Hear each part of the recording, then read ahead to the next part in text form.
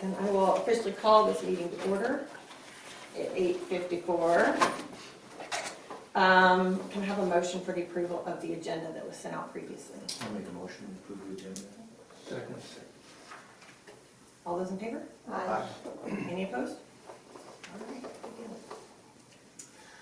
So our first order of business is then to elect a vice chair and a secretary. This committee was chartered with a chair already in place, so we just need to then elect a vice chair, which would serve in the chair's absence to help lead the meeting, and a secretary, which will be responsible for recording the minutes of our meetings. Do I have any nominations, volunteers? I would just like to make a comment that due to the fact that the board position on this, I don't think the board position should serve as either one of those. Okay.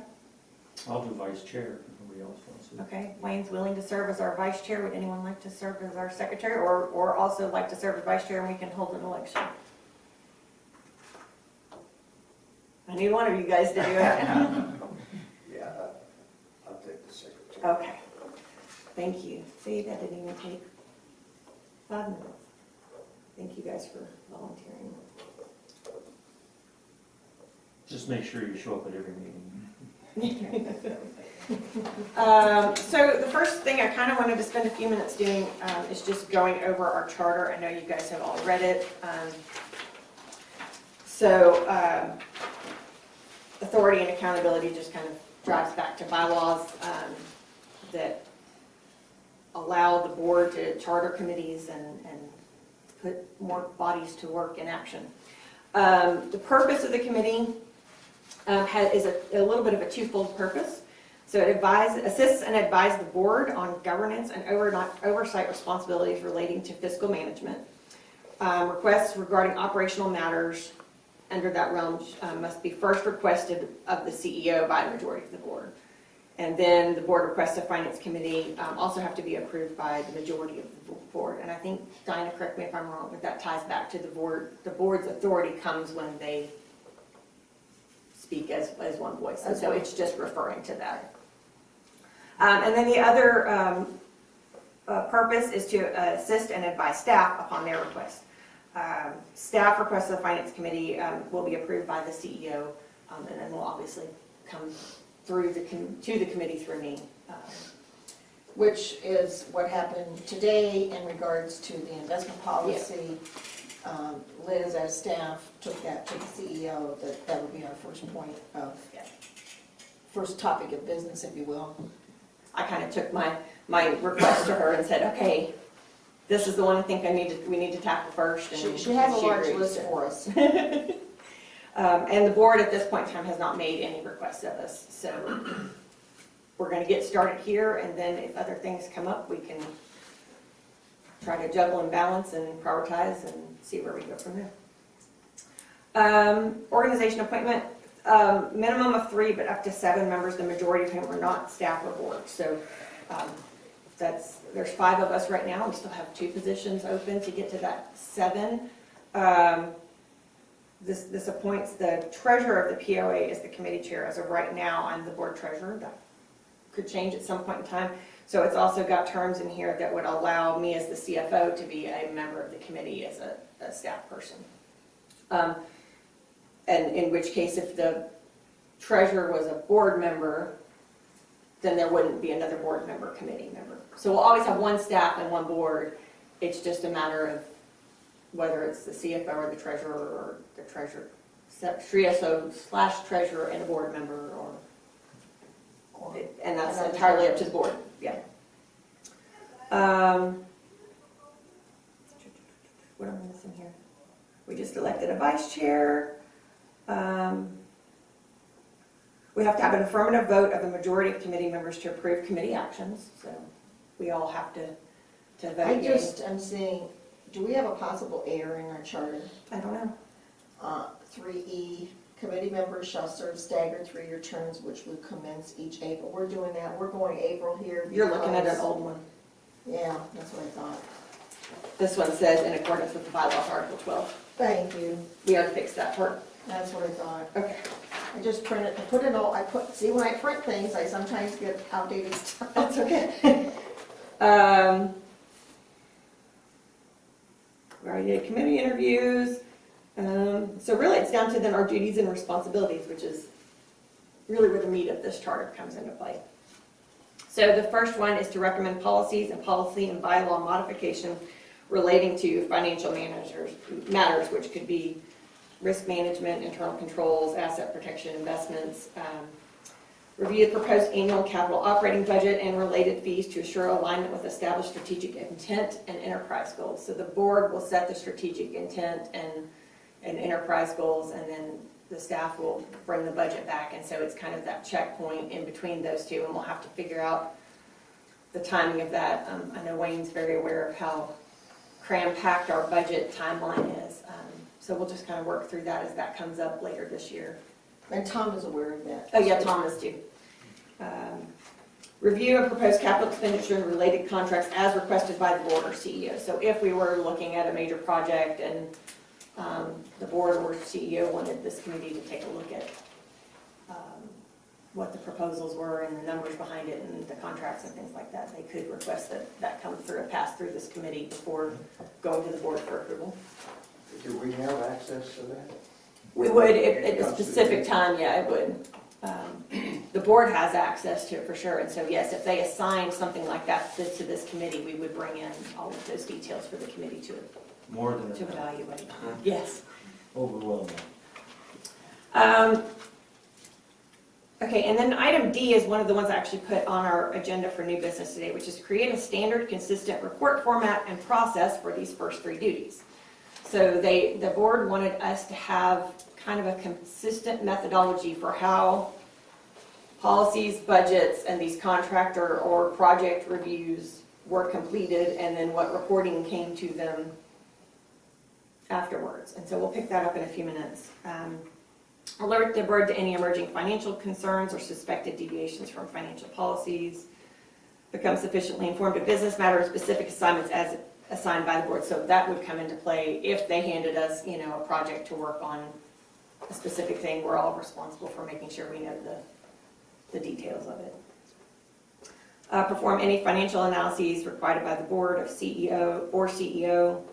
Recommend report content improvements to the CFO that aid the board's understanding of fiscal management and does not compromise GAAP reporting.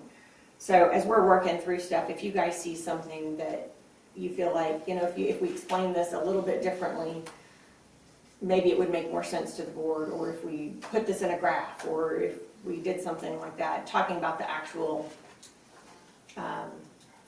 explanation and presentation of the financial statements, not necessarily the form and content, because that is regulated by GAAP. So, but I welcome those recommendations. If y'all see something that, especially as we dig into a project, if there's something that we really need to be sure to highlight and call out, please share your voices and your thoughts on that. And then the committee, okay, I was going to say, the committee is empowered to remand any request that is overburdensome or in conflict with their charter for the board for its disposition. So if they were to hand us some project that we just felt like was way out of the realm of what we needed to be working on, or if it was just way too much work, we could go back to the board and say, we need to devote more resources to this. This is more than this committee can handle. Whatever, how would you like us to move forward with it, or what would you like to do? So they kind of gave us that opportunity to go. That was one of the concerns. My experience on the committees, if you don't get the requirement right and the deliverable is not stated right, that's the worst thing that happened to a committee. We solved the wrong problem, or that. So as long as the requirement's defined and the expectation of what we're supposed to do, then I think. But if it's not, it's just sort of fluff. Yeah. The limitations section, most of these are pretty common are common, I think, in all of our charters. Just that we are chartered to work on these things, and we don't really have any authority. We make recommendations to the board or to staff, and can't commit. We can't commit any resources of the POA or anything like that. They have to go through the approval processes that are in place through policy. And it talks about kind of not accepting gratuity or info from suppliers or anything like that. Meetings will be held at least monthly. We have kind of established our monthly meeting time, although we may have a conflict next month. We'll have to deal with that in our scheduling and reschedule a little bit. But we can also, especially as we're working on certain projects, we can schedule additional meetings as needed. They will be held as open meetings according to the policy, which does allow for, if there's a time or a place where we're dealing with really sensitive information, we can go into an executive session if we had to, but we really don't want to do that often, and only under very specific circumstances, I would think. And then our meeting minutes, once approved by the committee, get filed with the corporate secretary. So this, we don't release our minutes until we've all reviewed them in a meeting, and at which point in time they go to the secretary's office, and they will get posted and approved by the board, and then through the board meetings and all that good stuff. What that usually means is that you as the secretary do the minutes, you send them out to us, we take a look at them. Oh yeah, Morris, this is good, this is, oh, we missed something here. We get back to you, you do a revision if necessary, we look at it again, and then go, it's good to go, then I'll shoot it to them. Well, we'll approve it in the next meeting, and then they'll go up there. And then they go up. Yeah. Do I have, get everyone's email address? I will make sure you have them, yes, sir. Okay. Yes. And then reports. This is where the board said reports shall be produced on any analysis requested by board or staff. Reports shall be produced for all recommended policy and policy modifications in accordance with the governing documents change policy, and a report shall be produced upon completion of the review of the annual operating and capital budgets and associated fees. And reports shall be produced on completion of review of capital expenditures and related contracts. So that's where they just kind of called out again that they are expecting reports from us on those items A through C, and that they would like us to develop some sort of consistent report format for each one. So, any questions on the charter? Do we have any minutes from previous meetings? Well, this is the very first finance committee meeting, Okay, so, I didn't know. no, we're starting from scratch here. We're brand new. We are making this up as we go, no I'm kidding.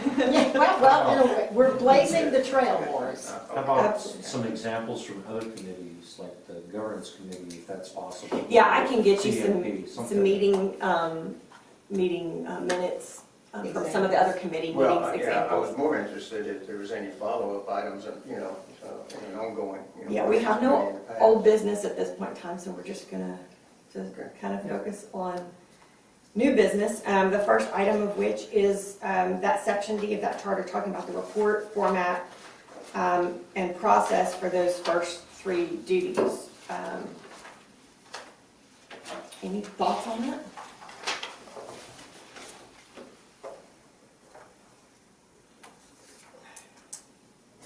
Our reports are going to have some variance in them based upon what it is that we're doing. I mean, is it a numbers-based report, is it a verbiage-based report? I mean, there's gonna be a little bit of there, and maybe I oversimplify things in my mind, because I like to think of things as simply as possible so I can handle them. But it's gotta be the why, the purpose, has to be in every report. The who has to be in every report. Was this board directed, was it staff directed, was it a combination thereof? The what we did, what the findings were.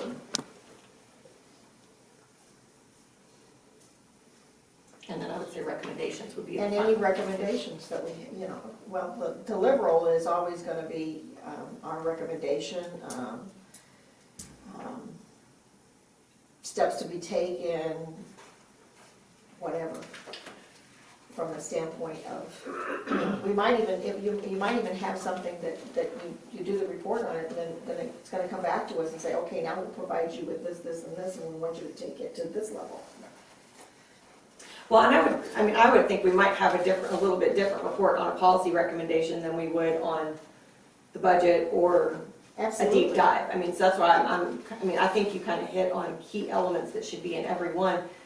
But I almost think ultimately we'll end up with 3 different kind of templates that we plug into for those 3 areas.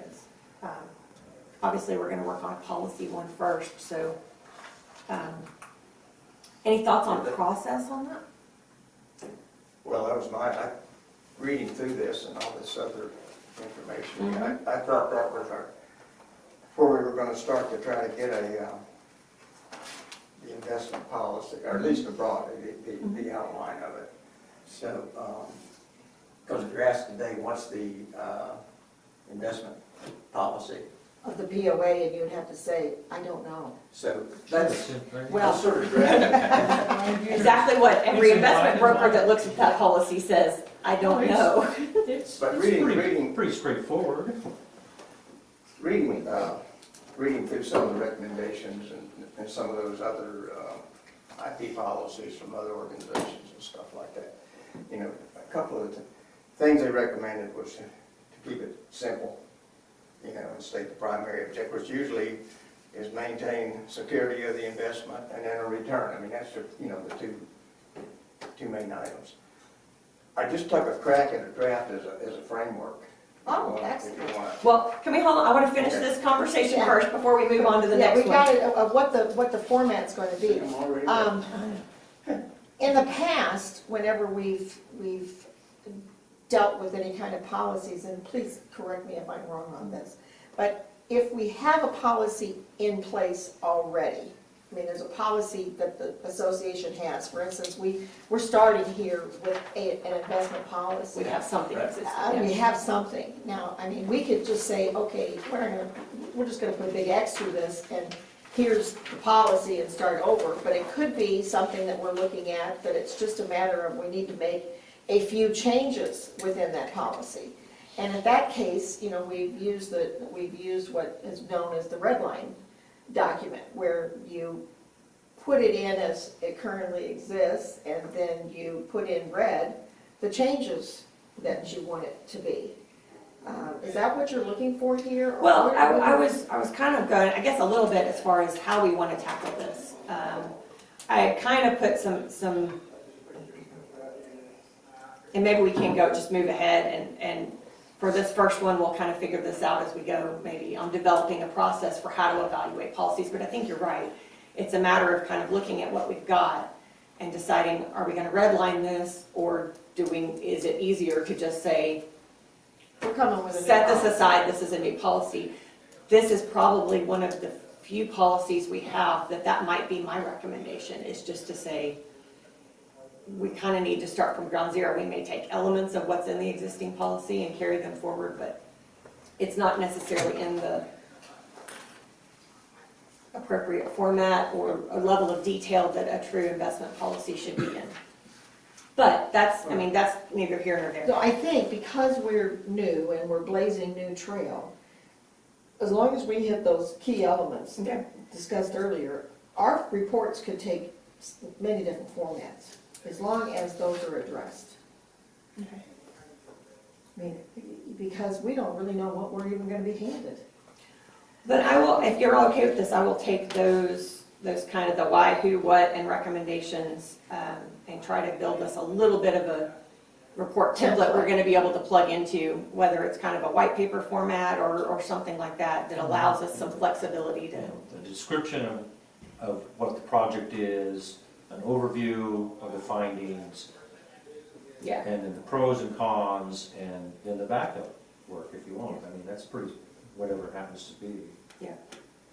So I think we're looking for something that's simple for the directors and management to read, to get an overview of what was proposed, or what we looked at, what was proposed, and what our findings were. Okay. And you can use that whether it's policy or building a hotel. As long as the documentation below it, you know, breaks down and shows how we arrived at that synopsis, that short Okay. description. That sounds good. Yeah. I don't see reflecting, you know, you were talking about what you already have, you know, that this is about, the only thing here, that there's no narrative with it. Well, and that was one of the That's it. places I kind of wanted to start from today, and why I sent you guys all that research was just really trying to start identifying what the purpose of our investments are. That's right? where I Because start. that's, I don't know that this organization has a clear understanding of that at this point in time. Well, I have a question. What do you want to achieve? You're the treasurer, CFO, and you're the one that's going to have to make the investments. Do you want it really rigid? Or do you want it somewhat flexible in order to be able to move the money without going through a lot of hoops? Well, that's where this purpose kind of comes into, and that's one of the biggest things that's missing from many of our existing policies, but this one in particular, is what is the intention of the investments? I don't think Hot Springs Village is really in an investment game to try to make a bunch of money, right? That's not the purpose. But at the same time, are there opportunities to enter into some different investment arrangements that are relatively risk-free and help earn us some money in the process? There's nothing that's almost risk-free. There's nothing risk-free. There's nothing risk-free, but low risk, we'll say I mean, that. I can put my money in a coffee can and well, I can't bury it in my backyard here because I'd have to have a backhoe. But I can do that, but my risk of doing that is that I don't have any inflation protection. I mean, there's always risk. There's always, everything you do with money involves some element of risk. Absolutely. But what I think we have to look at here is that we have to have an investment policy that handles and addresses, I shouldn't say handles it, that addresses not only what happens with our, for lack of a better thing, our cash on hand, our run money that we have to operate the place, you know, or there's things that we could be doing with that on an overnight federal funds rate or something that we could do versus it just sitting there getting nothing. Then we have the various reserve accounts that we have to deal with. And, you know, reserves for you know, capital reserves and that sort of thing, and that has to be managed also. Well, and then you've got, you know, other elements we need to determine in this. To me, one of the things that, you asked me what my main goal is. My main goal is to have a policy that provides appropriate guardrails to staff or any committee or any investment advisor in handling our funds. You don't want necessarily to have your staff making all of these decisions on a daily basis. You want to provide a real clear guidelines for, just like you're talking about, these types of funds should be invested in these types of activities, and that there's a flow and some flexibility within that depending on what's best in the market at the time. But I mean, and then the other element of it is, what can we do with the different types of funds, right? Do they have to stay in cash, or are there some sort of overnight elements that we could do? Now we're building up these reserves again, and so we need to address how those can be. Right now they're sitting in checking accounts. That's not necessarily the best use of our funds. And then we do have some investments, but they're collateralized. And so that's the other thing on this is how and when, what funds can be used as collateral for debt. These are all important things that you want to have in a policy so that they outlast staff, board transitions, whatever, they stay fairly consistent for the organization. And so that to me is, you don't want to make anything so hard and rigid that every year when a board changes over, their investment preferences start to change the investments of the organization, right? I mean, or if you have a staff position change, that their preferences start to shape that discussion. And so that's where I'm coming from is, I've talked with several different investment groups at different companies, and they all look at this policy and go, okay, so what do you want to do with this money? Well, first of all, we don't have a lot of money. We have several Yeah, million. but that's not, I mean, in the investment world, it's not a lot of money. But pretty well, what Well, I it read is, to me, it's a lot of money. You read, you have that latitude in the existing policy now, but it's just not well defined. But the CFO treasurer has the ability to go into treasury bills or US agencies, CDs, money markets, things like that. So are you looking at making the transition to have somebody from the outside help management? We have someone from the outside helping manage it. Okay. We always have. At one point in time, we had multiple different people, which was not necessarily a good methodology. So we do have, what investments we have now are all at one brokerage, and they're all in CDs. They were originally in 10-year CDs, and as those have expired, we have moved them to 1- and 2-year CDs, one because they were getting better rates, and two because it started to give us more flexibility. But in 2014. About how much dollars do we have in 1- and 2-year CDs? 1,000.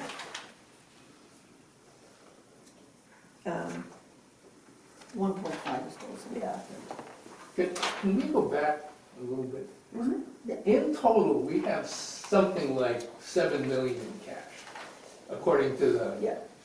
thing. But that's broken down into something like 5 buckets. Now, one of those buckets is the aforesaid 1.541 million that just says investments. But then And it we- is, per the reserve policy, that is part of our operating reserves.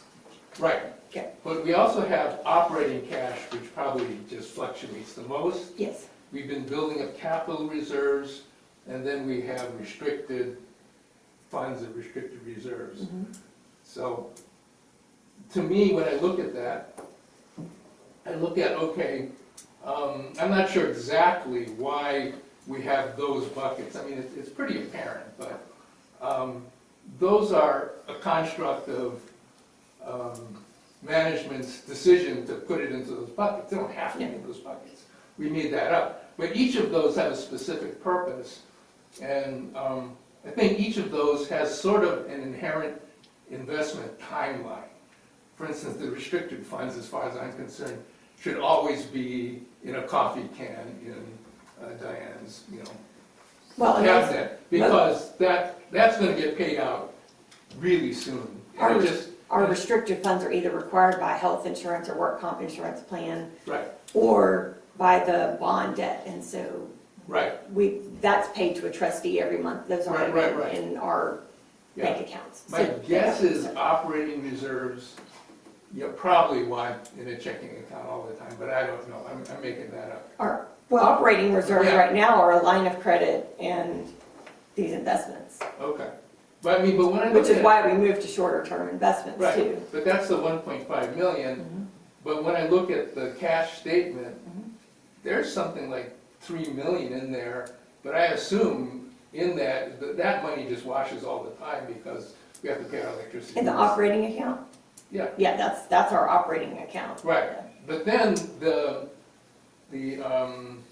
capital reserves, I don't necessarily have a timeline on it because it's there because it's a reserve.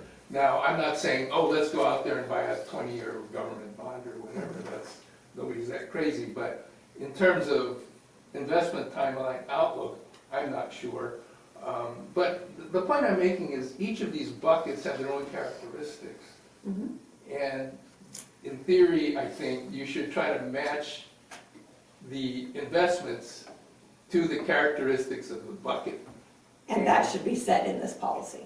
Okay, This policy Right. should start to delineate but operating funds Until- versus reserves until I versus. understand, Yeah. or perhaps we as a group understand, the characteristics of each of those buckets, that seems to be a Okay. required step to figuring out how that money should be invested. Excellent point.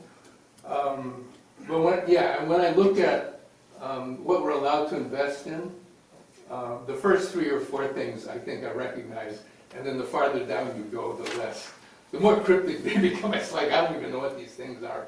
And when you say we have somebody helping us, I mean, my thought was, and I don't know how you do this at all, I have 0 experience in this.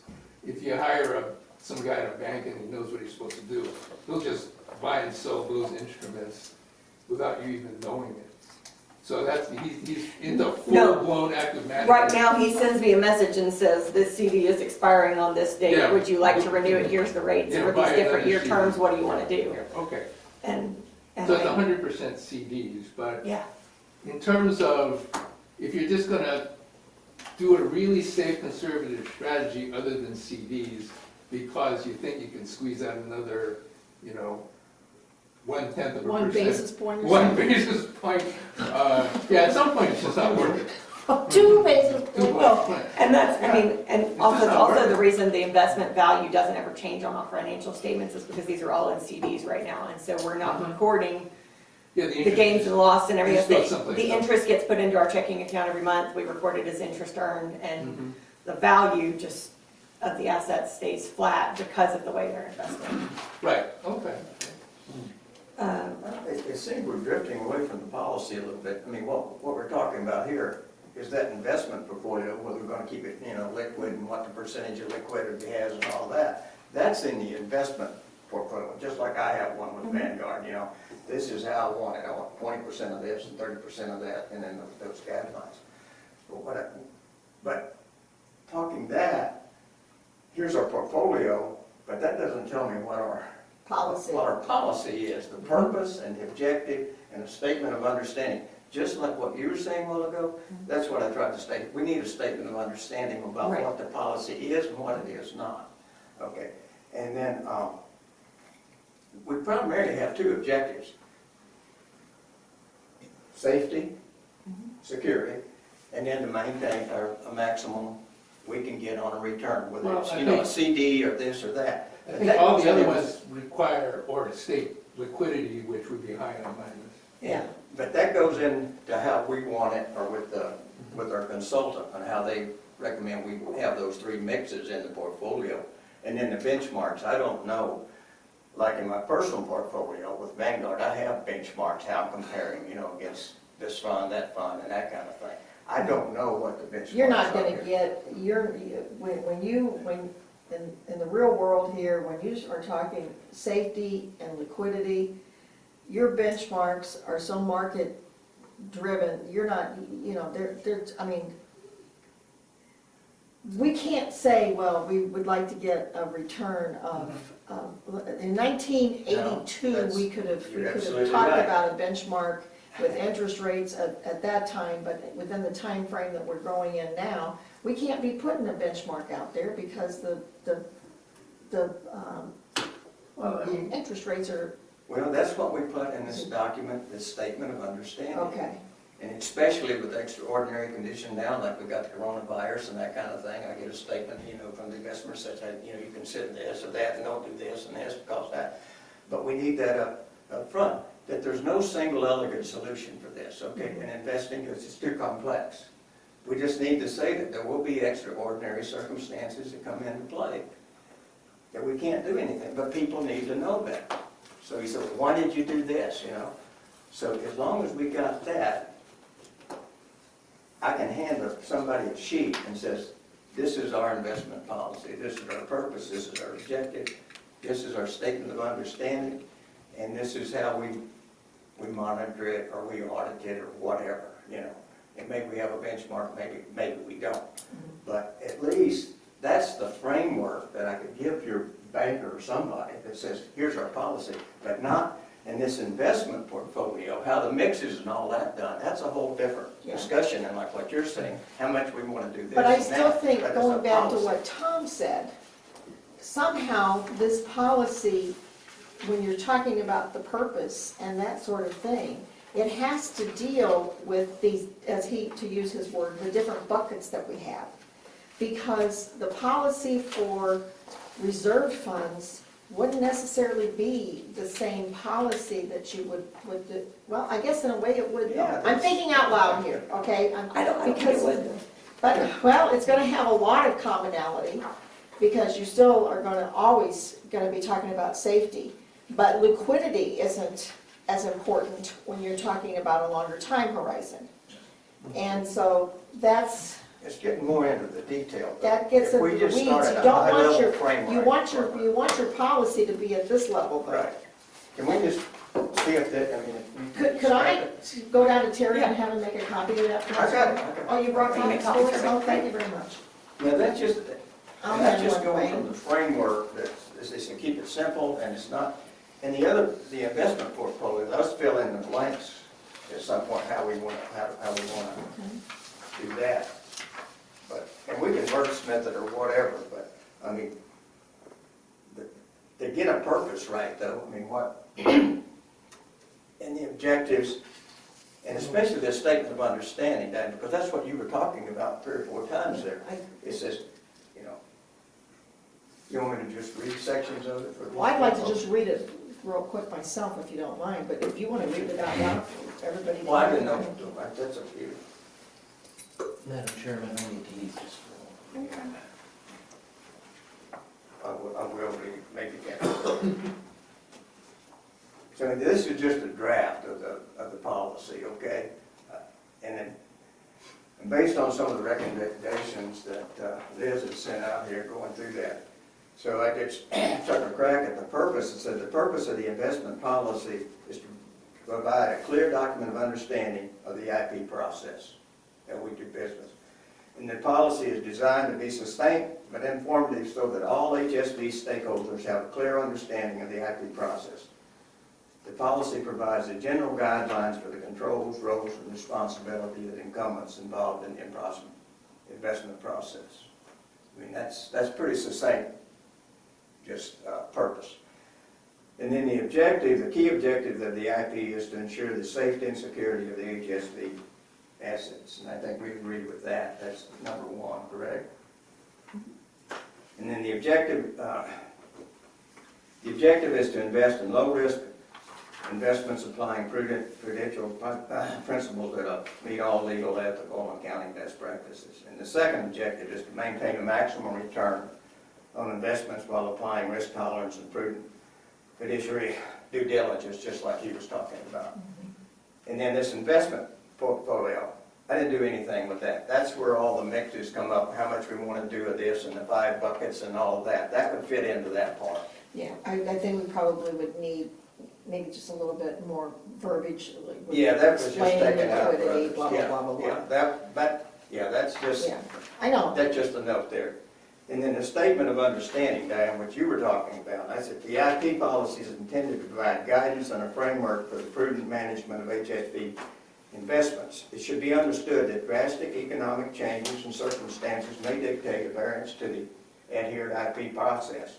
In the case of extraordinary economic change, a deviation from the strategic IP may be necessary. If this situation occurs, an explanation of the variance should be documented and recorded. It should be understood that no single elegant solution exists for a perfect investment strategy. However, the adherence to the IP will mitigate the risk and exposure to the complexities and pitfalls of investing.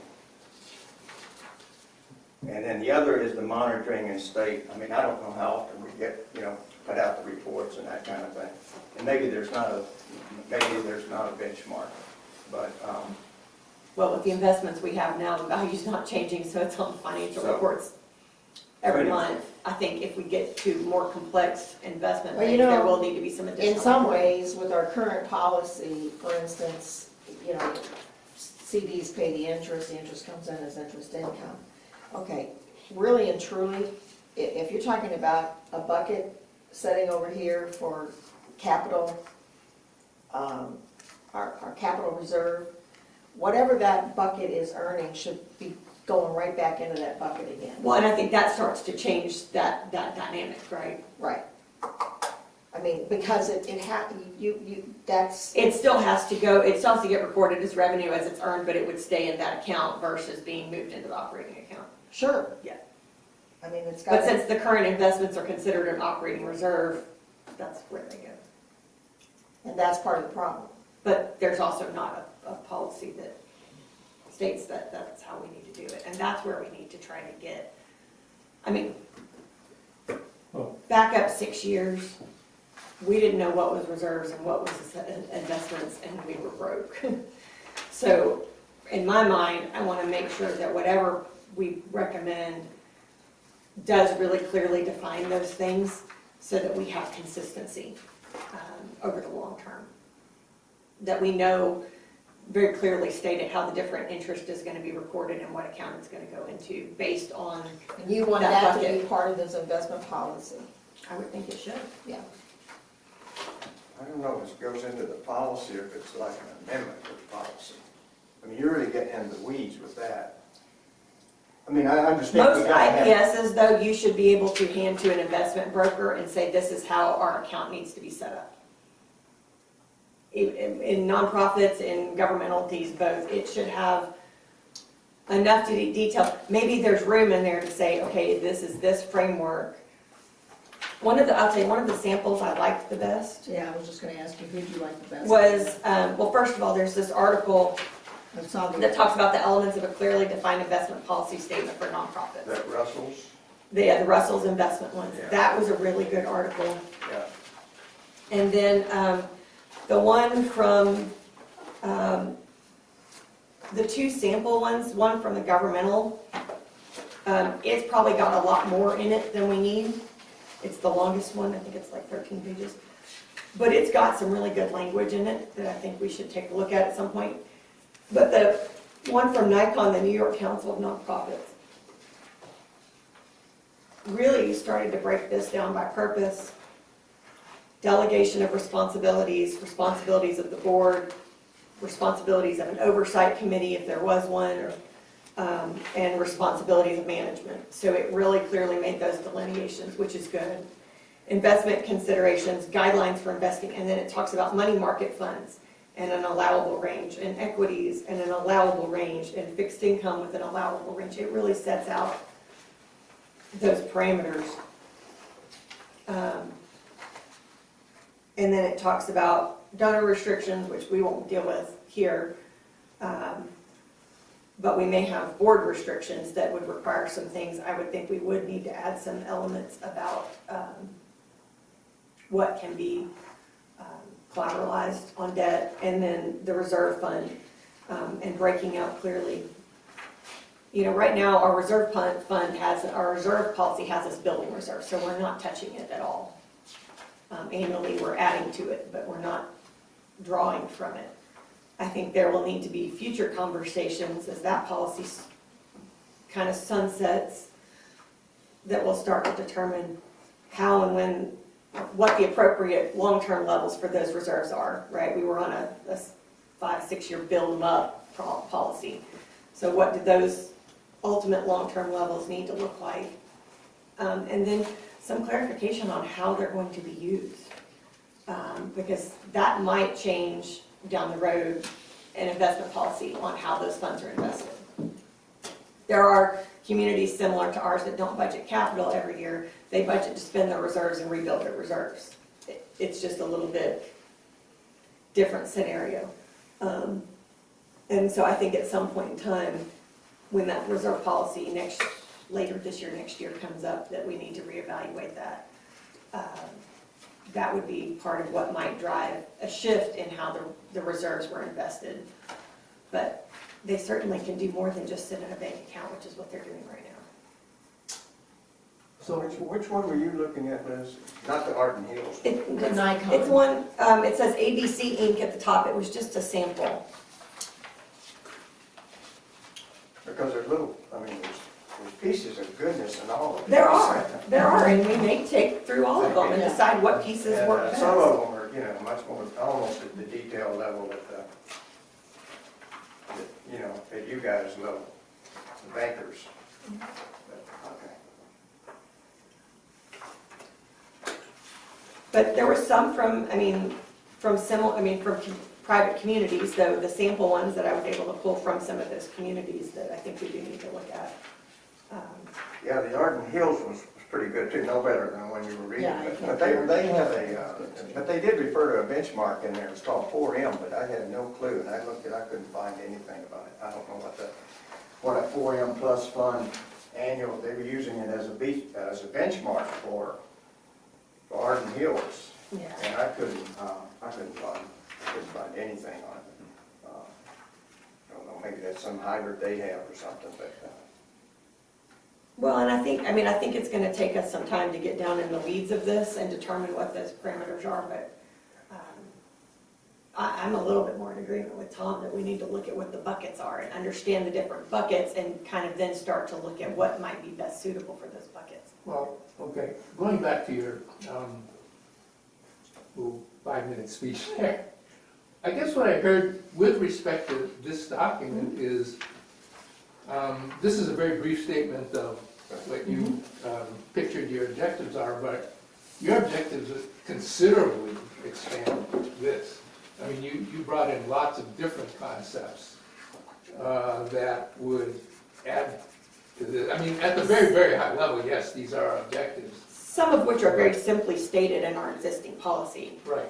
They may Right. be fine simply stated and they may need to be expounded upon. Yeah, but in your ideal world, for instance, the first thing you said was, ideally, when you have an investment policy, you should be able to hand it to an outside investment manager to look at and say, okay, I have a pretty good idea of what you want to do, but that objective, I'm not sure is stated in here.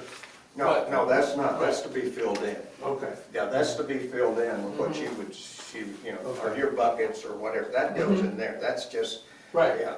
but then she We also, have no clue as she to what also goes in that introduced bucket right now. a variety of concepts of,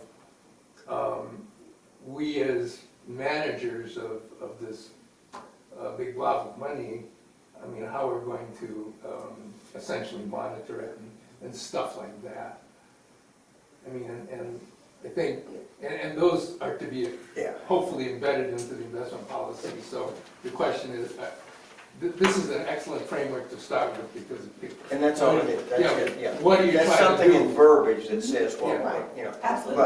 but But if you would, and that's, I don't think is in here right now, and it's maybe in some of those and not in No, I some think of he those. hit on exactly what Right. my first bullet point was, which is what is the objective and the purpose and Right. the scope of this, right? Right. And I think he's hit on a lot of that. Okay.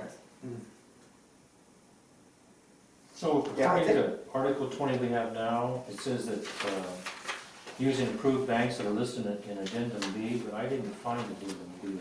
It's But it should have been on the paid. bottom. It's on the bottom. Right. Banks should have a minimum capital asset ratio of 6-1, should have been profitable 3 of the last 4 quarters, and profitable for the prior 12-month period. Factors such as non-performing loans, ratios of loans to deposits, types of deposits to total deposits, types of loans, types of deposits, and gap analysis should also be considered.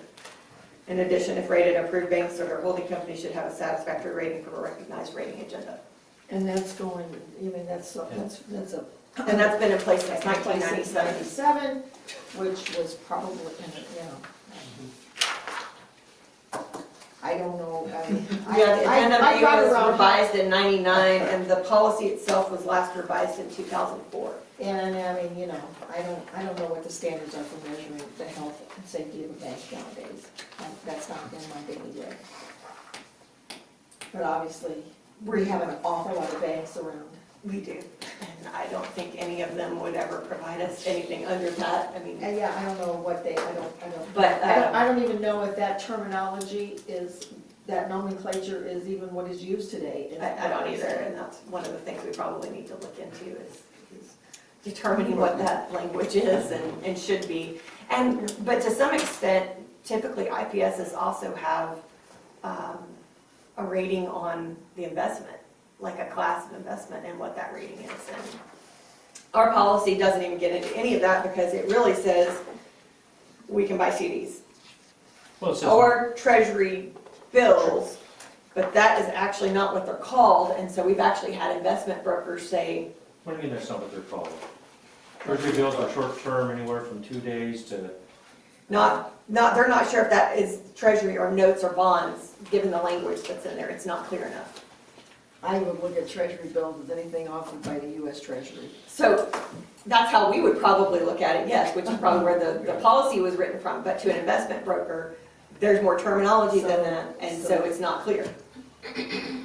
Well, so the policy then needs to define that treasury bills or anything offered by the US Treasury.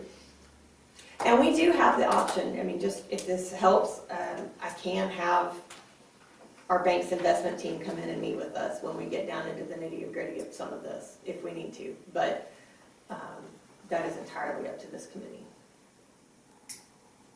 Well, these discussions are helpful. It's almost like going back and developing systems. It's like, tell me what you want, or the user says, you tell me what you got. You know, it's like, are we to be looking at this and saying what, and analyzing the buckets? Are you going to tell us, would you please look at the buckets and we'll give you, we'll give you our recommendations. So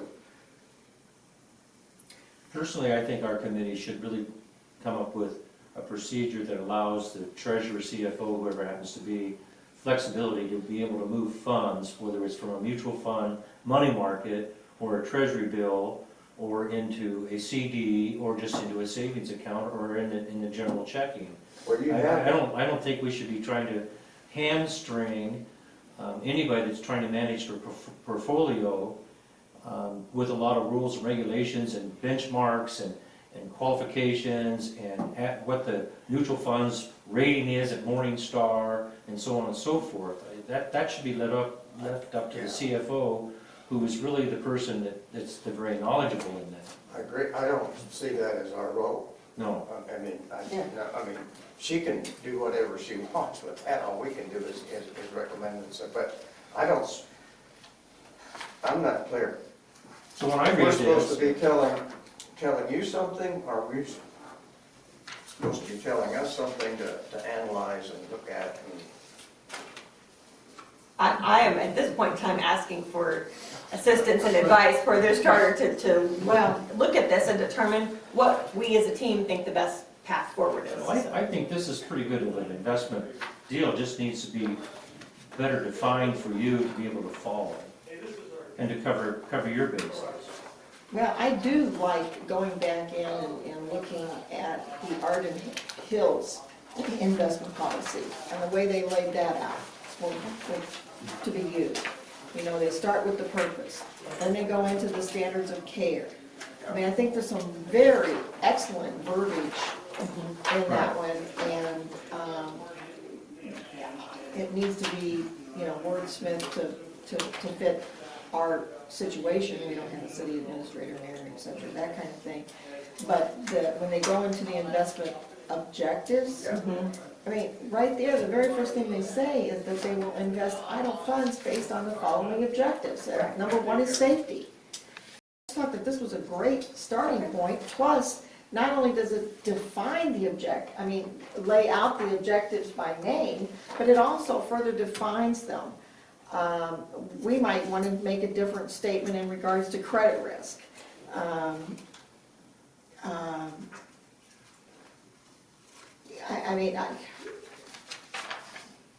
Interest rate risk.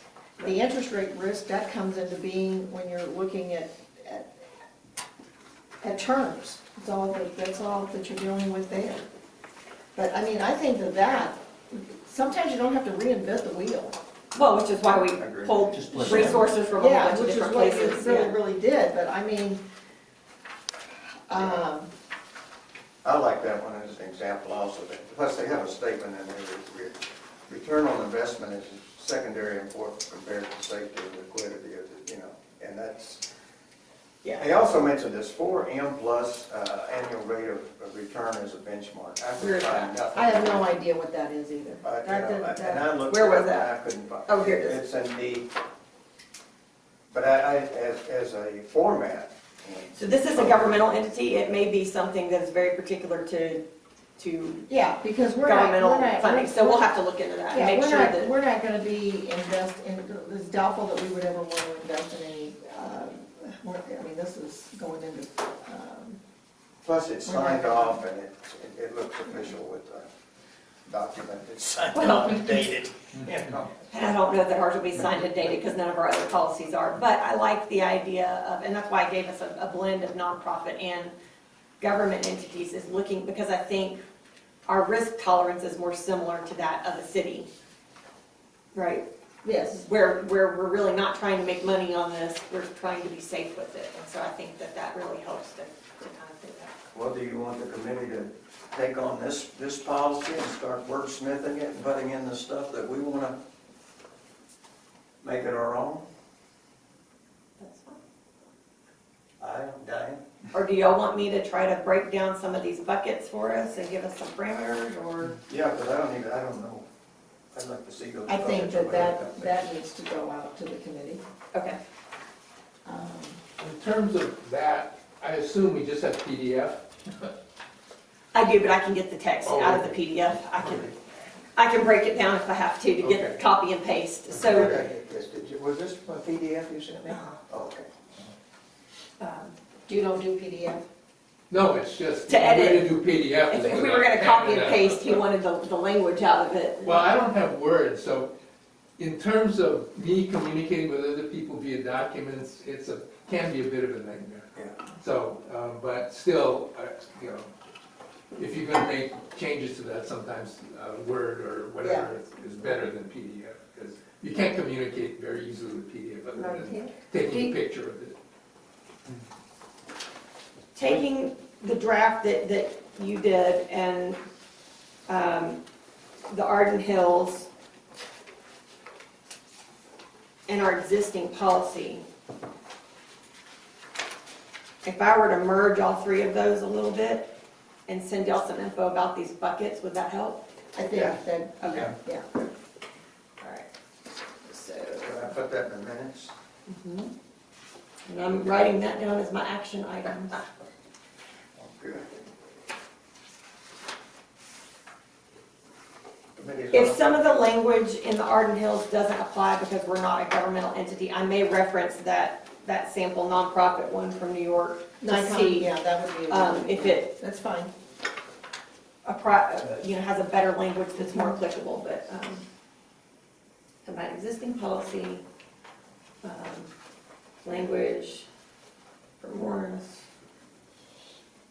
and Arden Hills into a draft and send you guys some info about at least from my view, what the different kind of Yeah, because you're pots of gonna, money that we might want to address in different ways are. Because Diana's right, there are some opportunities with our operating account, which is higher at certain times of year than it is at others. I mean, it kind of goes through its ups and downs. it always looks great in January. It does, and then it goes away.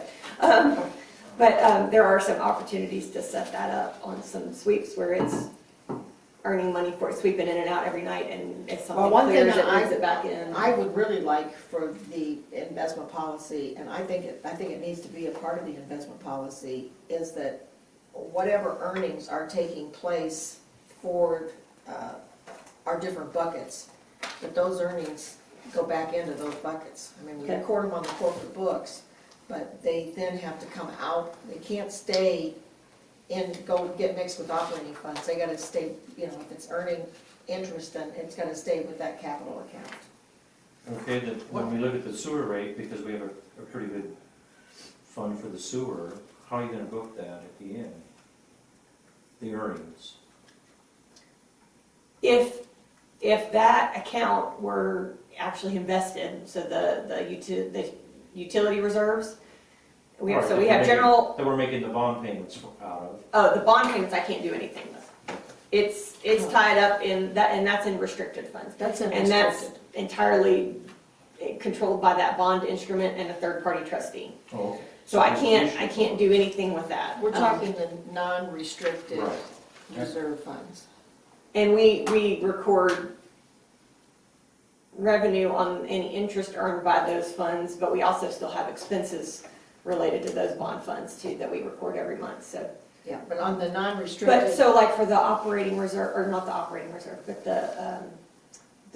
the public utility reserve and the future repairs and replacement general reserve, and then now with the golf reserve, those three, where they invested, would be invested separately. And what Diana's saying is that we would have to record any earnings as revenue, but that money should stay in that account and not get swept into our operating funds, so that the account itself were growing each month as the interest were earned. And then then you start to get your then compound. you start to get your compounding return on it, and that's That's where you make, that's where you have your I mean, I used to have a saying when I was in business, my little slogan was, you work hard for your money should work hard for you too. Yeah. That was, my little shtick, but, Well, and I think there are opportunities for us to make our money there work a little is bit an harder for us opportunity without, our money without incurring undue risk. yeah. Okay. So, buckets, Vernon going into this buckets, combining existing policy language, the language that Morris provided for us today in that Arden Hills agreement into some sort of draft for us to start Right, editing and working with and morphing now that we've kind of done some research and looked at some different things. It's not copyrighted, is it? No, yeah. no, actually, I got that off of a website that used it as a sample, that they've allowed Yeah. this company to use. But I would like to also, as an action item, and it would be for you to do, Liz, because of your position, but I do think that we need to talk with our bankers and find out what kind of terminology we Yeah. need to have in terms of what we're looking for bank safety, because they go into a lot of detail in here in regards to, not necessarily their bank safety, but, I mean, they want somebody that's got a principal office in Minnesota, blah, blah, blah, blah, blah. Right. You know, I don't care where our broker's principal office is. You know, No, but we right. should care about but we who, care who the broker is, we care about the health of the broker, we care about all of those kind of things. And I'm not sure that this terminology from May of 1997 is something we want to keep living with. Exactly. Well, And I probably will engage them too, I mean, I'll have that conversation with them. I will also engage them on what their thoughts were, because right now they can see all of our cash position too. And so Sure. what their thoughts were for some of those shifts, and what those what those investment instruments would look like to make sure that if that's what we decide we want to be able to allow, that the policy allows that kind of stuff. What were you once saying? if we use this Arden as the example, once we get it drafted the way we want it, why don't we bring them in and say, here's ours, what do you like about it, don't like about it, or where can we improve it? Just bring them to our committee. Well, we can do that, but we could get some upfront language from them right now so that we don't include bad language to begin with. In regards to these. Well, and So we gotta give them something to. Yeah. We do, and I I'm am saying right now, have them Nomenclature look at this right down here and tell me how they would change that. I do want to include them in this process. I question bringing them into a meeting like this because I don't necessarily want to develop a policy that is exclusive to their instruments. I want us to have Sure. a broader policy than that, and so I don't necessarily want to have an investment broker totally write the No. policy, right? No. They obviously have good advice and language that we need to include, and I think there's an opportunity to let them feedback on whatever draft we're looking at and say, is some of this language not right? Like the whole treasury bills thing that someone had told us, that's not clear enough, or, Oh, no, we'd be chasing our tail for Yeah. 7 days to Sunday. We, what each one of those recommends. In the Arden policy, is there guidance on banker selection, is it there? if there isn't, there should be. Well, authorized dealers, yes. they have Okay. authorized dealers. And we don't. That's- Yeah. Okay. And we don't have anything. We But we should. But we should. It does have some interesting stuff about broker certification and brokers' insurance coverage for their firm and things like that they require. In the Arden policy, is there some kind of a section on custody of your instruments? I mean, there's a difference between who's managing your money and who actually. The brokerage house owns your money if you're a broker. Yeah. The CDs, everything. Right. They have a section on safekeeping and custody. Okay. And again, we don't. We don't. Okay. Yeah. And that's where this stuff really does need to be beefed up. Right. We had a very simple, You can have an investment manager who's not a broker. Yes. Yeah. And they could be separate. Yeah. But, I mean, I think what you're saying is hypothetically, we want to have the flexibility of every once in a blue moon, changing who is our advisor versus, I mean, you can have the same, I would think so, if you're not, I mean, if you're not getting the service level or Right. quality that Right. you okay. are desiring from a I mean, brokerage for firm, instance, you would want to be able. Tom, the very first thing they say under safekeeping and custody is that Mm-hmm. investments may be held in safekeeping with, their number one thing is any Federal Reserve Bank. Okay. I mean, any bank authorized under the laws of the United States or any state, you know, da-da-da-da. And then they went so far as to saying that they need a securities broker-dealer having its principal offices in Minnesota. Okay. Well, I would say that we would want language in there that our securities broker-dealer has, you know, whatever. Some sort of criteria. Some type Some of criteria. Yeah, they You know, define it pretty. Yeah, But we're not really The sure what's in securities here. broker dealers, you know, just anybody can, I mean, you basically can go down and sit down, take the test and open, put the sign out the door, you know. Yes, but my past history, I had a broker dealer that went belly up because of a bad option trade. And it's very traumatic as being a broker, trying to make sure that your clients are made whole. Yeah, There's and a look at, possibility, if you're dealing with a smaller firm, that you could lose everything but $500,000. yeah, and look at all the broker dealers that went belly up in the '08 crisis. And the same thing with banks. Banks I do mean, close, you they did close have, down. you had problems with every JP week. Morgan and everybody else. I mean, those are some top-notch names, so So you have to be, which everybody leads thought us to the Bear prudency Stearns of was a good one. Bear Stearns. Bear Stearns was huge, yeah. Who was Um, Bear Stearns? Yeah, they cut it pretty fine, they get down to basic points Yeah. and all of that. I don't know if we can cut it that fine, but So, I think we got action steps and stuff on our investment policy here, where we're going next.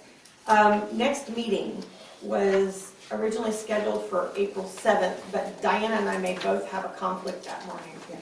So, No, I think we do have a conflict. Yeah, I'm that pretty sure morning, we have a based upon, because I think there, we'll have a board orientation that day so, for the new board coming on and that kind of thing, so.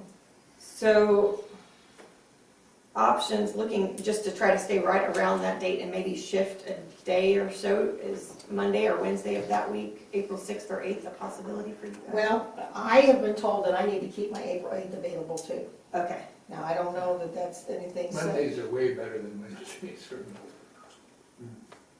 Yeah, it works. Monday morning, the 6th, then we'll just shift it forward a day? That, I got nothing right now. Okay. As long as I'm not on the grand jury that week, I won't know that until. He won't know that Okay. until. I will send you guys, I'll confirm that we have this room, and For Monday the 6th? Monday the 6th from 9 to 11, if we go that long. But I'll make sure that we have, I'll send you guys all the meeting invite to make sure that that's on your calendars the right way. Everybody an opportunity then to make any comments or any other thoughts before we start to wrap up.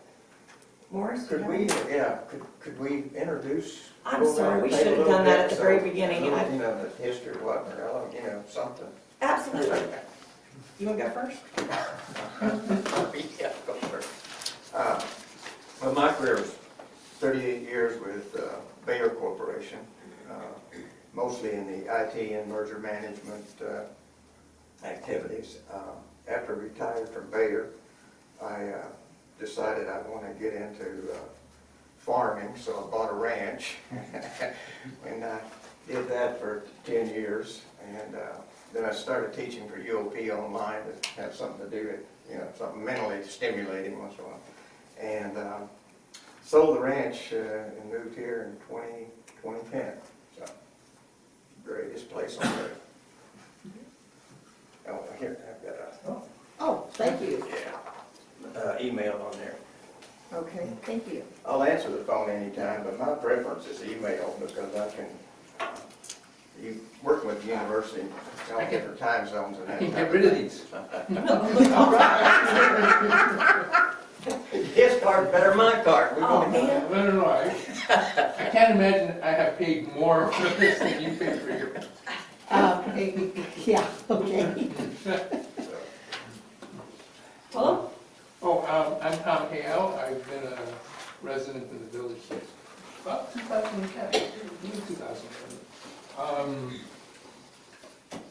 For many of you, I'm a volunteer for in various committees in the village. Right now, I'm on the CMP Advisory Committee, so this is my second volunteer effort. My background is, I was a career actuary. Spent most of my career at Allstate Life Insurance Company, not doing auto and homeowners. We did strange financial instruments. I'm not really a financial guy. I just view myself primarily as a bureaucrat, but also being an actuary. Just have this thing with numbers. So, my interest here is really, how we make this place better, can we improve and strengthen our financial situation. So that's probably a quick summary. I'm Wayne Foltz, lived in the village permanently since 17, bought a house here in 2006, so I followed everything quite well for over the years. My first career, I was a plant manager for Dole Foods in processing California almonds, walnuts, and pistachios. And then I left that and went to work for Morgan Stanley Dean Winter, and then went independent, and I have 20 years experience in that. So. And I also served on the wonderful Ad hoc Budget and Finance Committee, which is an eye-opener. I'm Diana Podawiltz, and I've been a property owner since 1997, lived in the village since '03, been on the board, elected to the board in 2019. I'm getting ready to serve my second year of my 3-year term. I come to this with an accounting degree, worked for Caterpillar, had my own accounting and tax practice for a number of years. Got moved around with my husband's career, reinvented myself in different places, and landed back in Illinois and became an investment advisor, much like Wayne.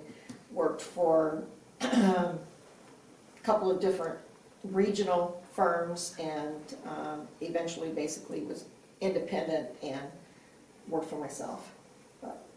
And I'm here as the current board elected person to be here, and that may change with the coming on of the new board. I have no knowledge. Me either. No crystal balls. Obviously, I'm Liz Mathis. I'm currently the Chief Financial Officer and Treasurer for Hot Springs Village. I've been working here at the POA since May of 16, so almost 4 years now. I've been a property owner since 2010, and my family has been here since '01. So my parents moved here first, and I followed a few years later. 9 years later, I showed up, and 10 years later, here we are, still here. This is home. This is where I chose to raise my kids, and I love this place, and I'm grateful to get to be a part of it in any way that I can. My background, I do come back from a background in nonprofit management, both on the financial side and further back in my career, all the way down to the frontline levels, working with at-risk kids. I also worked for a number of years for a large wholesale plumbing distribution company, Ferguson Enterprises, when I was out in Oregon in operations management. So I have kind of a varied background there, and then of course did my stint working for a CPA firm, and decided I didn't like that part. I really like doing accounting on the front end. I got tired of cleaning up people's junk after the fact. I'm much prefer to do it right the first time and develop systems and processes that make it get done the right way.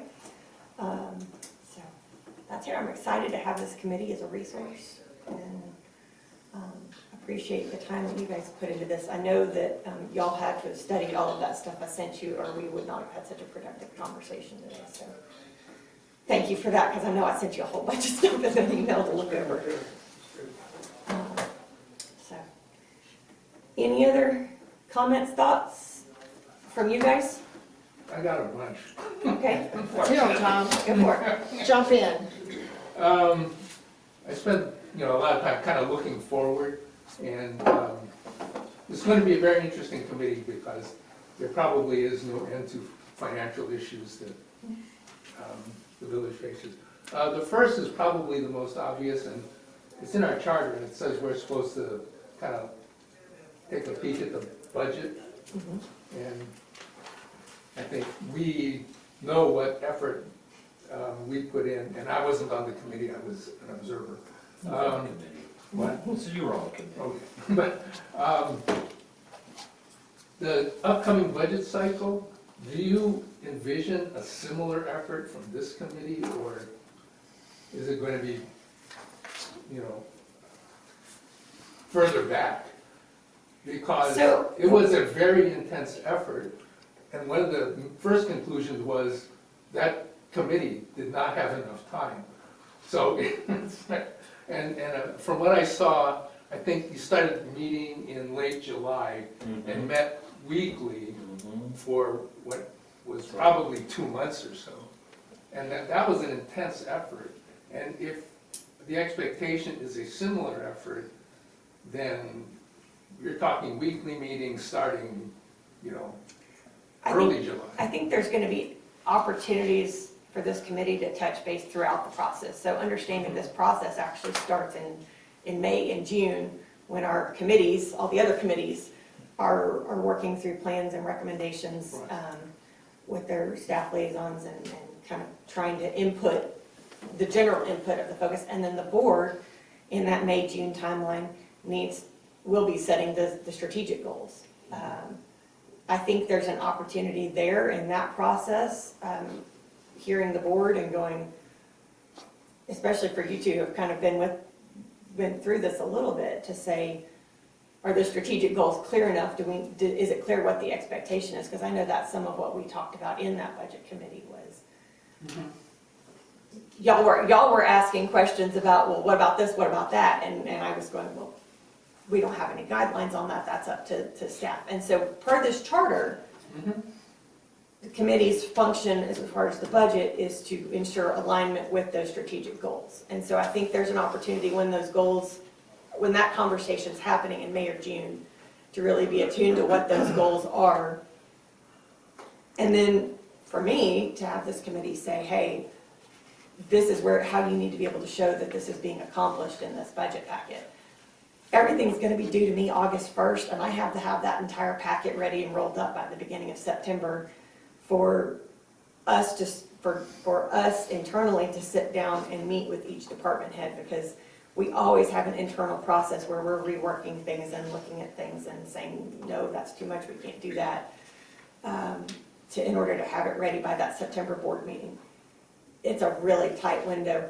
Yes, I think there's gonna have to be an opportunity in September, whether it's before that board meeting or after, where this committee sits down and looks through that budget that the board is looking at and can kind of provide that insight of, okay, we feel like there's alignment here, or there's not, or there's areas where we have concerns, so that they can be in turn addressing that with the CEO through that process.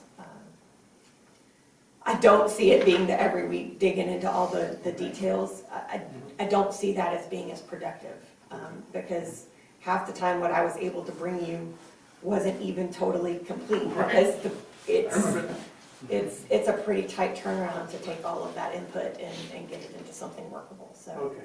I mean, the good news is you have 3 people at this table who went through that process. Well, you would show up at some of the meetings, maybe at least 2 for sure, but go ahead. Well, I was gonna say, what I would see that this committee would be doing is that as you observe this process this year, being able to provide some guidance to the board as to what they need to be doing to help the budget process.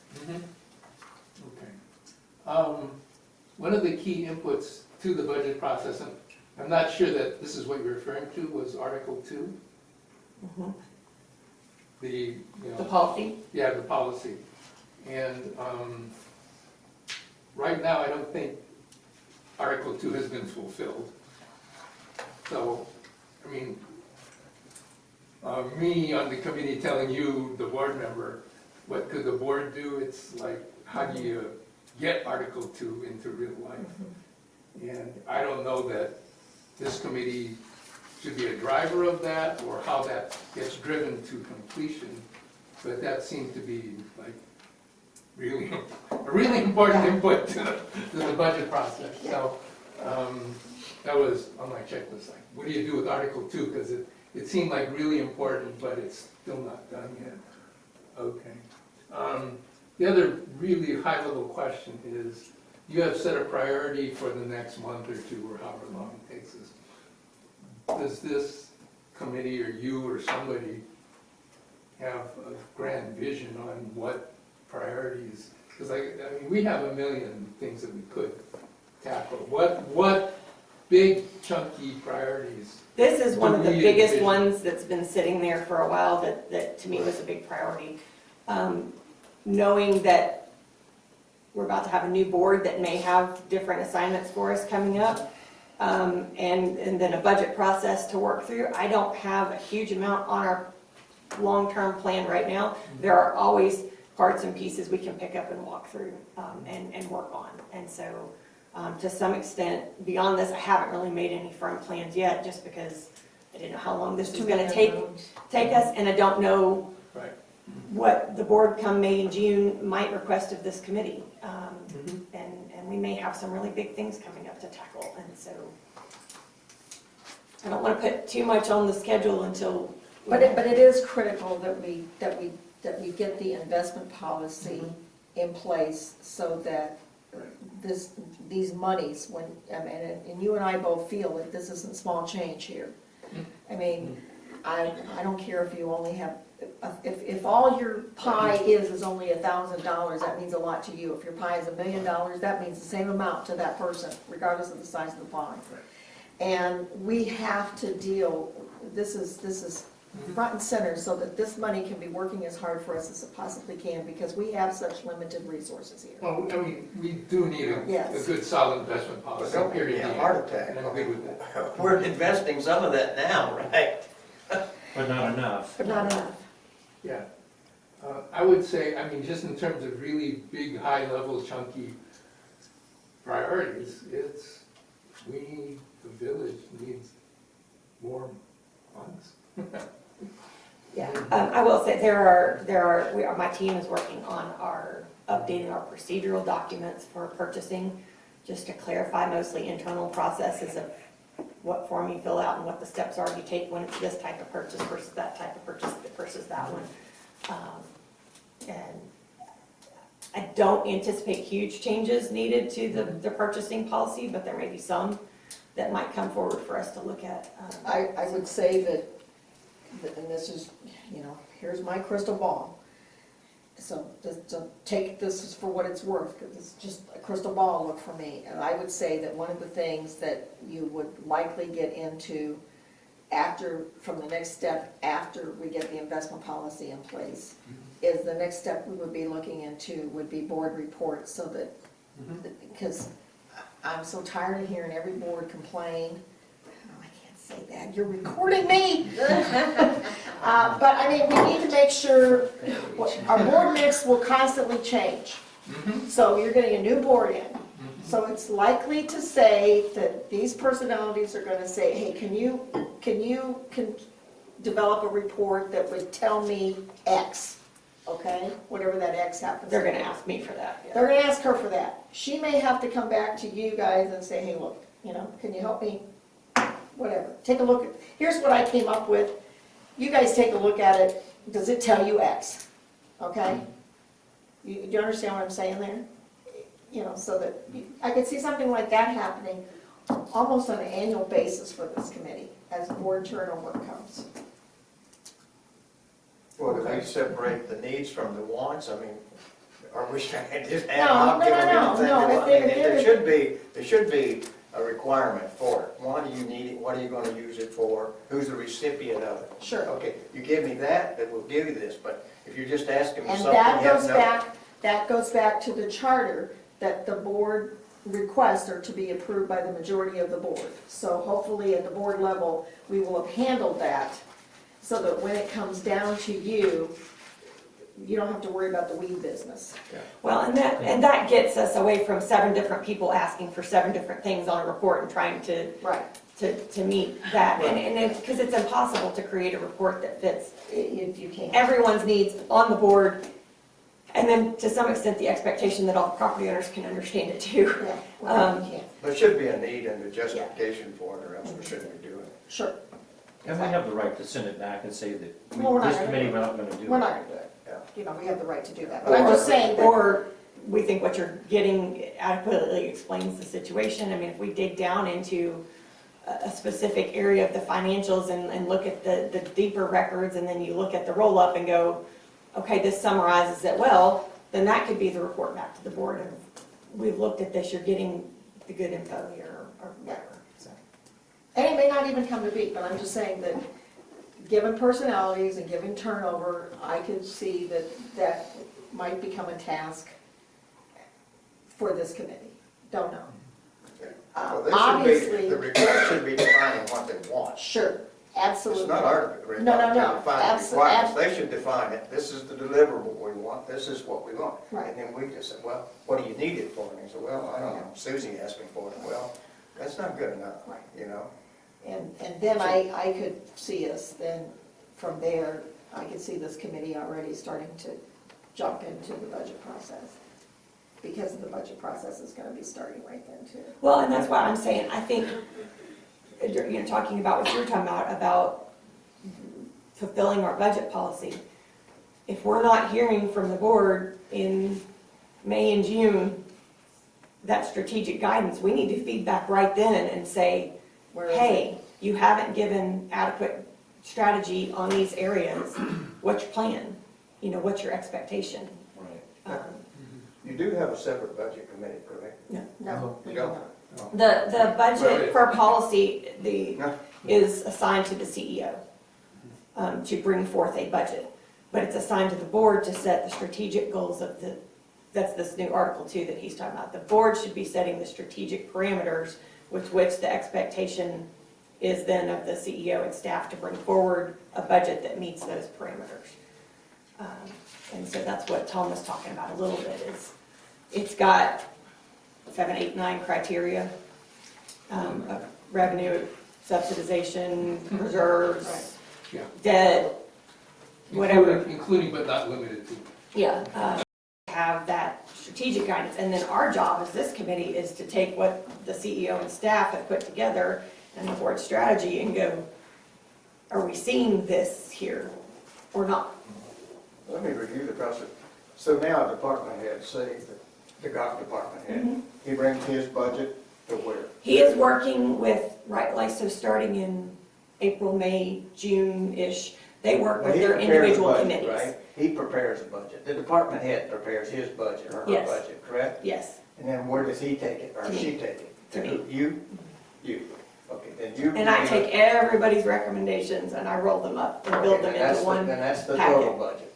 So And you then take, the CEO and I sit down with each department head, and we go through meetings with them where we go through every single line, okay, every budget, and make cuts and make adjustments, and then it goes to, ultimately it'd go to the board. What I'm saying is maybe there's a place in between there as we develop the schedule this year for this committee, before it goes to the board or as it's going to the board. So it'll go to the board in a preliminary format, just kind of a high level in September. And then usually the last couple weeks of September, we do usually 2 days of meetings and presentations where those department heads present to the board their portion of the budget. so okay, you got the budget finalized, okay, and this is the budget. And then you bring it here, and we look at this, and we say, hey, our investment policy, we don't have enough revenue to meet short term or whatever. Okay, so then we have to say, well, we either gonna have to take more risk with our investments, or you go back and adjust your budget. Yeah. Is that sort of what you're thinking when you would bring that budget to us? It would be more as, is it in line with current policies? So we have policies on debt ratios, and we have policies on a couple other things, and then there's the enterprise goals that the board sets, and then there was also some strategic goals specifically for the budget that address the areas in Article 2. And so our job is going to be looking at those existing policies and the strategies that were set and the enterprise goals, and making sure that what the staff is bringing forward delivers on the expectations that the board set and falls within current policies. All right, I mean, that's, Yeah.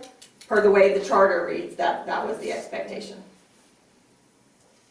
So, But I mean, it's not like we have a veto power or something. no, they want a report from us with our thoughts and I recommendations. just would like to hear your thoughts and recommendations. That's one of these things where we're gonna review it and we're gonna put together a report that goes to the board and with the committee's recommendations or thoughts about what they're seeing. Before, it'll be somewhere in that process before it's approved, so maybe after the preliminary is handed to the high levels handed to the board before we get into the deep dives. That way, if there's questions they need to ask during those departmental deep dives, or they need to ask us to go back for revisions in a certain area based on this committee's findings, that there's time to do that in that process. I want to make sure that we allow for that. All right.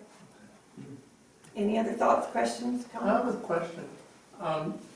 You mentioned board reporting, and how is you as a board member, not speaking for the board, but interacting with them, and you have your own opinion? Every month I look at the monthly reports. How do you guys feel about those monthly reports meeting your needs?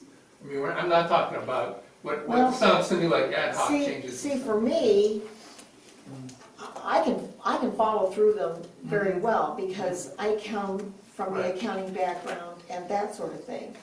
I just threw that out there because you don't ever know what your mix is going to be on the board until after you have your board election. Right.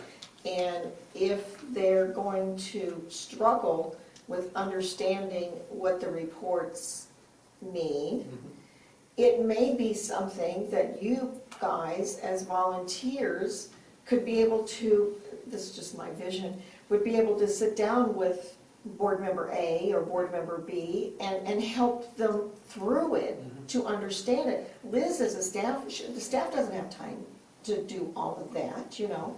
And so as volunteers, perhaps you'd be able to lend your guidance to them, or perhaps you might, they might say that, you know, I see what this is saying, but I've heard so much discussion over the past year on, well, like one report, we decided that it really only makes sense to give it quarterly because of the It was new, they asked for it, we delivered it, but the fluctuations in it got so confusing that we went, confusing that it was okay, hold horrible, on, that it let's- wasn't usable on a monthly basis. So they finally came to the realization, well, maybe it wouldn't have to be a finally come to. Maybe you guys would be able to take a look at that report and say, I don't know if this is really helpful to them or not.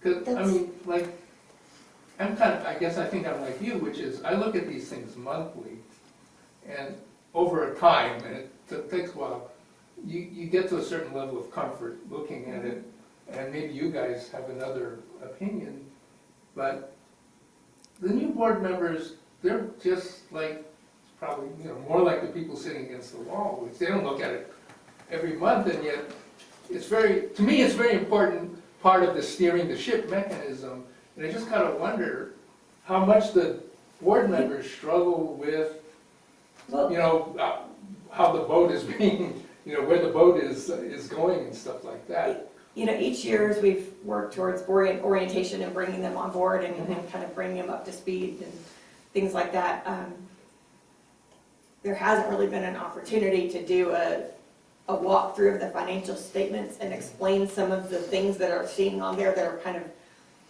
you will never see them anywhere else other than here. I mean, even when I got here, I looked at it and went, what the heck is this, right?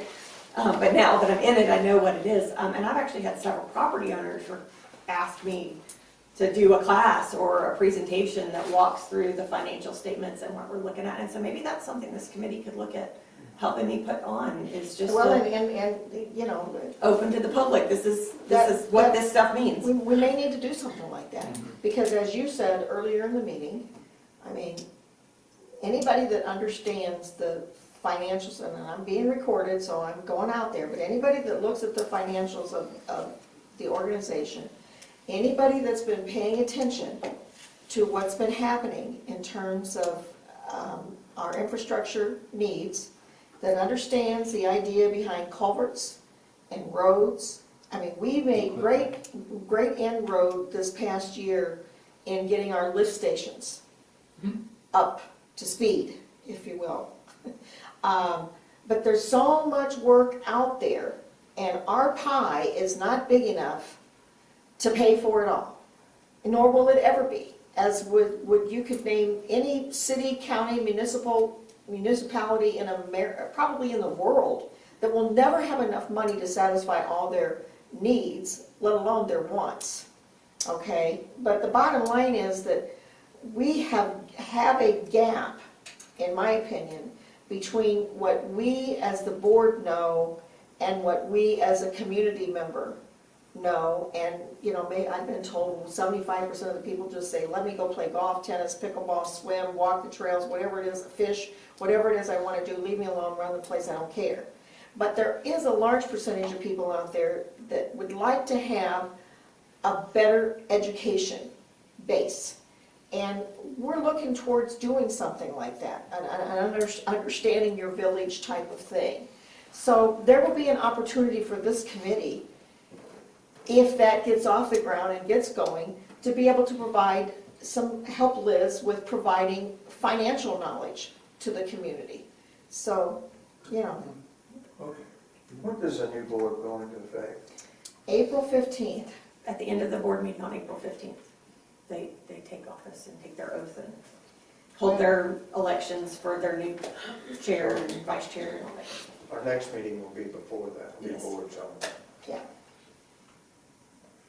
Which is good. I mean, and I think we'll be in a draft form then. I don't see us being ready to take anything to the board for recommendation. And it will also go through, there's a policy in effect that talks about the process for policy modifications. And so once we're done, it'll need to go through, I think, the governance committee to make sure it adheres to all of our other policies and bylaws and all of that stuff before it can go to the board. So I don't see this policy recommendation going to the board before the new board's in effect. I think it'll be in May, June-ish, possibly in May as new business and in June for an approval.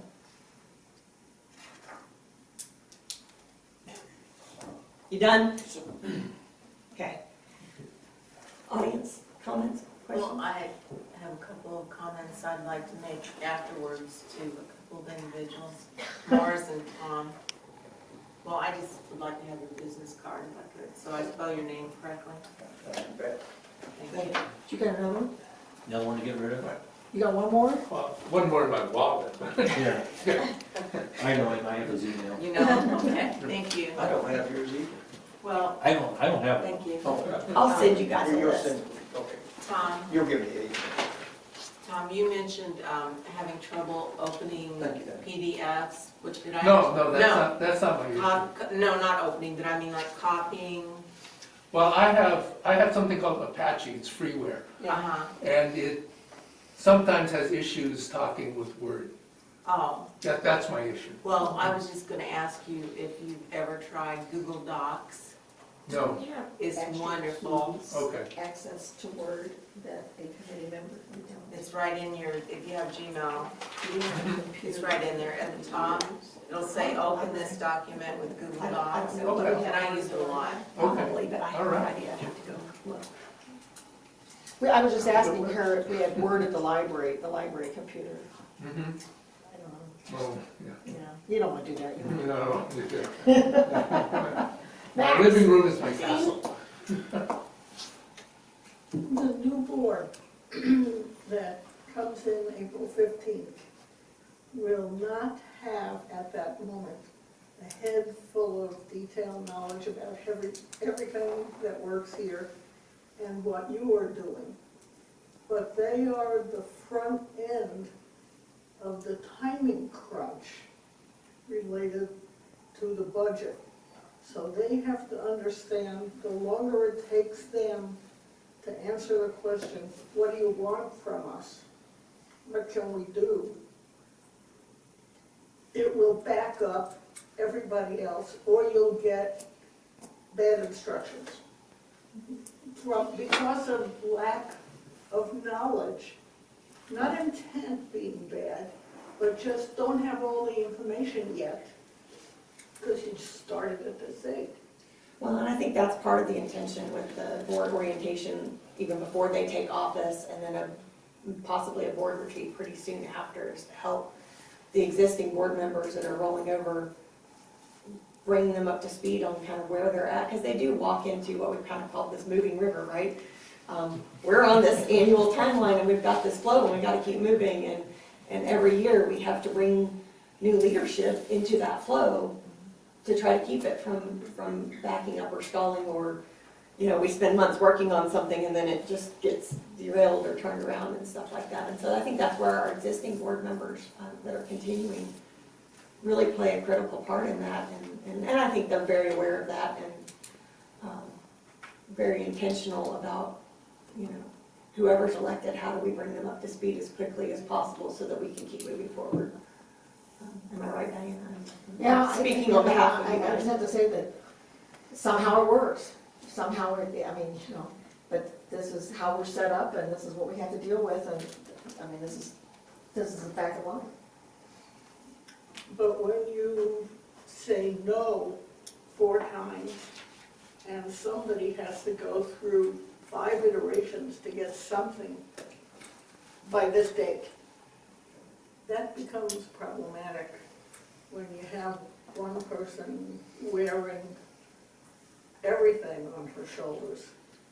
So, okay, so everybody knows that. But Liz says she loves that type of atmosphere. She loves it. lives and breathes for that end of the budget season. I missed that part. You just changed the meeting time for the next meeting. Yes.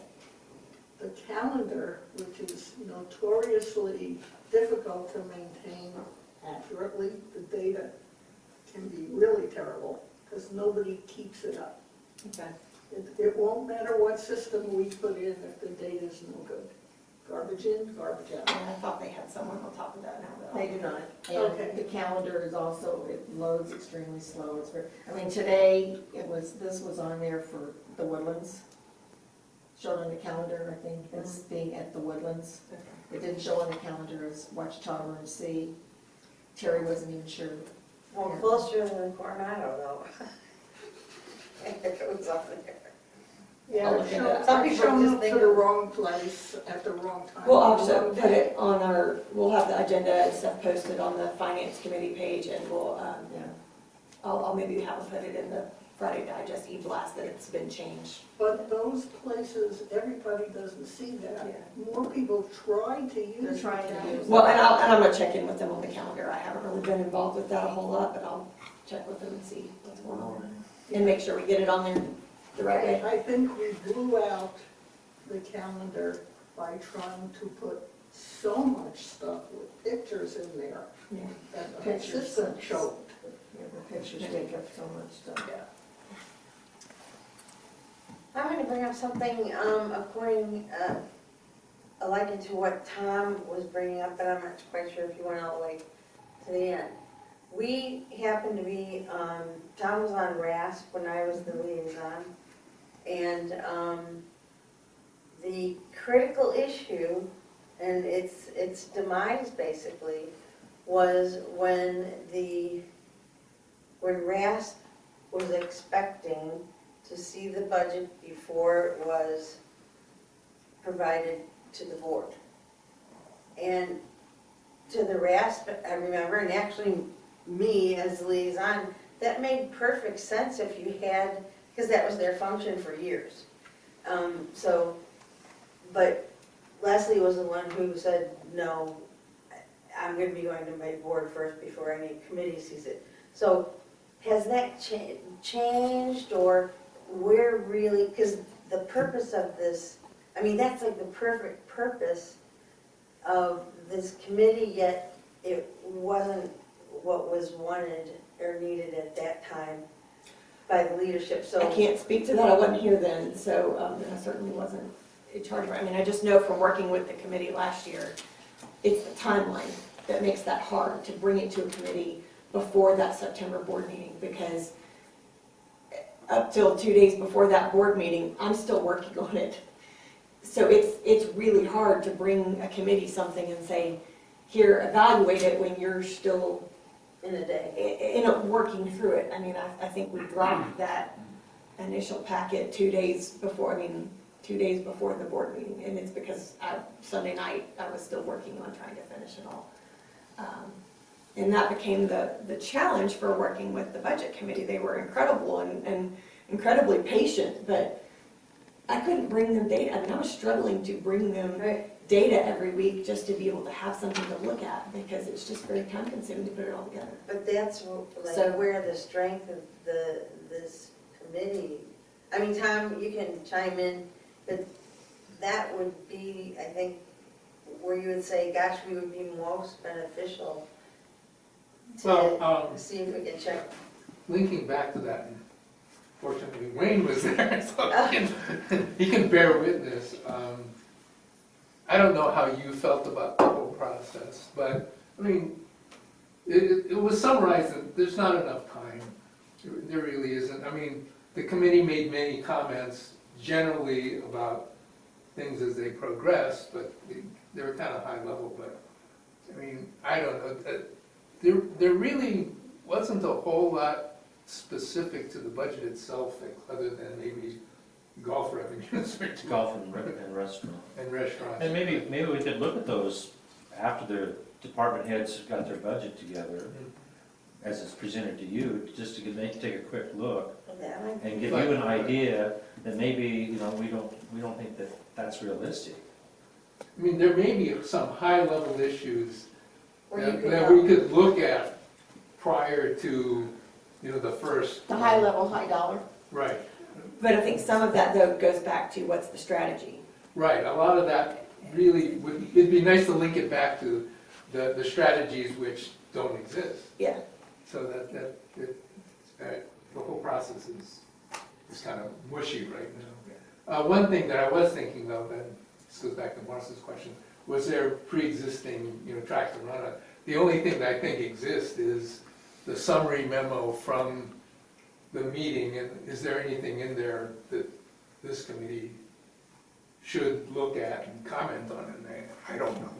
I don't have an answer to that, because I haven't looked at that thing. It was turned over to the board, and it was the board's decision. Right. That Liz wrote a Right, recommendation to the board too, Mhm. so I don't know what was implemented and what was not. yeah.